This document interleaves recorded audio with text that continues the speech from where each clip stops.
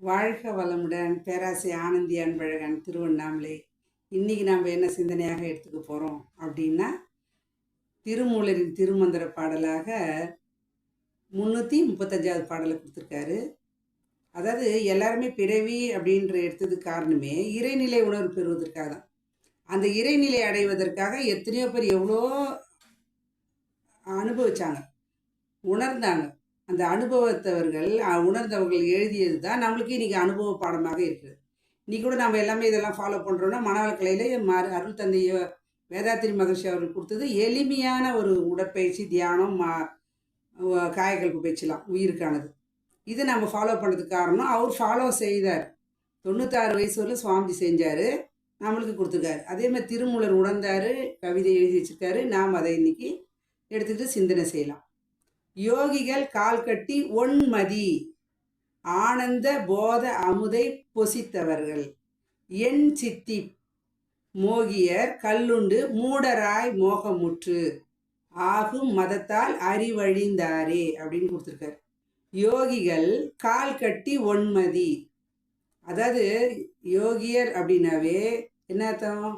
இணைதல் என்ற பொருள். சுவாமி தான் அழகாக சொல்றாரு, உடலோடு உயிர், உயிரோடு மனம், மனதோடு உடல். இந்த மூணும் ஒரு வட்டமாக இருந்தால் தான் நாம இருக்க முடியும். உடல் ஒரு பக்கம், மனசு ஏதோ சிந்தனை, உயிர் இதுக்கு அல்லாடுமா அதுக்கு அல்லாடுமா, எதை பார்த்துக்குமா? மனசை பார்த்துக்குமா, உடம்பை பார்த்துக்குமா? அப்போ ஒரு எண்ணம் சொல் செயல் வருதுன்னா அது ஒரே நேர்கோட்டில் இருக்கணும். அப்போ யோகிகள் நடத்துங்க இணைதல் என்ற ஒரு பொருள்.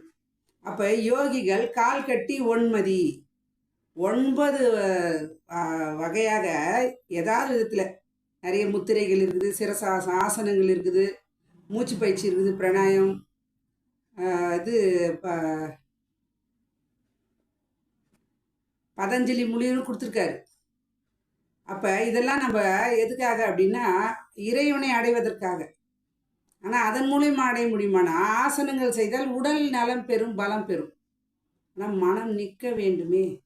அப்போ அடுத்த லைன் சொல்கிறாங்க, ஆனந்த போத அமுதை பொசித்தவர்கள். சரி, போதை மருந்தாவது உட்கொண்டு அதில் ஏதாவது இறைவனை அடைய முடியுமா அப்படின்னா அந்த நேரத்துக்கு அது நல்லாயிருக்கும், அந்த போதை மருந்து. அதுக்கப்புறம் அது நமக்கு வராது, உடலுக்கு கெடுதல் தான் இருக்கும்.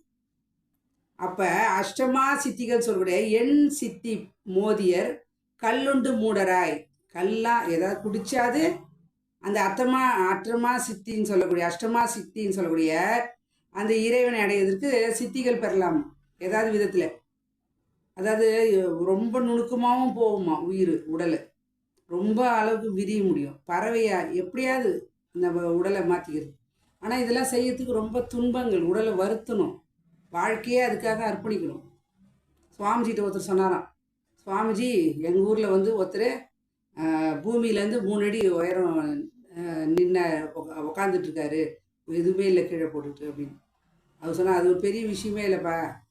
எப்படி சுவாமிஜி? ஒரு ஸ்டூல் எடுத்தாங்க, நானும் உட்காந்து காட்டுறேன்னா. இதுக்காகலாம் நம்ம வாழ்க்கையை இழக்கக்கூடாதுன்றார். பிறவி எடுத்ததே இறைநிலை உணர்வு பெறுவதற்காக. நீ அஷ்டமா சித்தி பெற போகிறேன், நீ சிரசாச ஆசனங்கள்லாம் செய்து, நான் முத்திரைகள்லாம் செய்து இறைவன் அடைய போகிறேன்னா மனம் ஒன்றி செய்ய வேண்டும். அதுதான் சொல்கிறேன், அஷ்டமா சித்தி பெறத்துக்கும் இதெல்லாம் நம்மள நடக்காது. அப்போ அடுத்து சொல்கிறார், மோகியர் கல்லுண்டு மூடராய் மோகமுற்று. அப்போ மோகத்தால் ஏதாவது அடைய முடியுமே, அப்படியும் அடைய முடியாது இறைவனை. அப்போ மோகமுற்று ஆகும் மதத்தால் அறிவழிந்தாரே. மதம் என்ற பேர்லேயும் எல்லாரையும் அறிவு அழிஞ்சிட்டாங்க. அப்போ இறைவனை எப்படி அடைய முடியும்? தியானம் என்ற ஒரு முறையில் தான். நம்ம ஏற்கனவே சொல்லியிருக்கோம், தீ என்றால் அறிவு, யானம் என்றால் பயணம். அதாவது குதும்பை சித்தர் ஒரு பாடல் கொடுத்துருப்பாரு, மாங்காய் பாலுண்டு மலை மேல் இருப்பவருக்கு தேங்காய் பால் எதுக்கடி, குதும்பாய் தேங்காய் பால் எதுக்கடின்னு சொல்லியிருக்காரு. மாங்காய் பால் உண்டு, பீனியல் கிளாட், மாங்காய் மாதிரி இருக்குமா. அந்த அமிர்தம் உணர்ந்தவர்களுக்கு தான் தெரியும். தியானத்தில் ஆழ்ந்து செல்ல செல்ல செல்ல அந்த அமிர்தம், அந்த ஒரு சொட்டு அப்படியே இறங்கும் பாருங்க. அப்படியே அந்த இதில் பாறையில் நேற்றே நம்ம பேசணும் சிந்தனையில், அந்த பாறையில் அப்படியே தண்ணி எப்படி வருதோ, சொன தண்ணி அந்த பாறையிலேருந்து வருது பாருங்க, அது போல நமக்குள் சுரக்கும் அந்த ஆனந்த போதை வெளியிலிருந்து வர்றதில்லை, நமக்குள் இறைவனை இறை உணர்வாய் பெற்றவர்கள் அனுபவித்த அனுபவம். அதுதான் மாங்காய் பால் உண்டு மலை மேல் இருப்போருக்கு. மலைன்னா நாங்கள் மலை மேலே கிடையாது. உச்சி துரியம். தேங்காய் பால் எதுக்கடி குதும்பாய்? தேங்காய் பால், தேங்காய் பால் டேஸ்ட்டு. உயிரையும் காப்பாற்றுன்றாங்க. உயிரை போகிறாங்க அப்படின்னா பால் ஊற்றுறது தேங்காய் பால் ஊற்றலான்றாங்க. அப்போ தேங்காய் வந்து பார்த்திங்கன்னா 10 மாதம் எப்படி கர்ப்பப்பையில் நம்ம அம்மா வயிற்றுலேருந்து வந்தோமோ அது மாதிரி தேங்காயும் உருவாகிறதுக்கு 10 மாதம். அப்போ தேங்காய் பால் உண்டு. தேங்காய் பால் எதுக்கடி குதும்பாய்? தேங்காய் பால் எதுக்கடின்னு சொன்னார். அதுபோல் நாம் என்ன பண்ணுறோங்க, இறைவனை அடையணும்னா தியானம் தியானம் தியானம். அப்போ தவம் செய்வார், தம் கர்மம் செய்வார், அவம் செய்வார் ஆசை உட்பட்டுன்ற நிலையில். தவம் அப்படின்னா தன்னை உணர்தல், வா என்றால் வடிவம் எடுத்தல், இம் என்றால் இறைநிலை உணர்வை பெறுதல் என்ற நிலையில் நாம் தவத்தை செய்வோம். மனவள கலையில் கொடுக்குறாங்க, பயிற்சியை பயின்று கொள்வோம். உலகம் புறாவும் எல்லா இடத்துலையும் இருக்குது. அந்த நிலையில் பயிற்சியை பயின்று நாமும் நமது அன்பு குடும்பமும் சிறப்பாக வாழ நாம் மனவள கலையை பயன்படுத்தி கொள்வோம், உயர்வோம் என்று சொல்லி இந்த அற்புதமான வாய்ப்பை கொடுத்த இறைநிலைக்கும் குருவருக்கும் இதுகாலம் செவிமெடுத்த அனைத்து அன்பு உள்ளங்களுக்கும் நன்றி நன்றி நன்றி.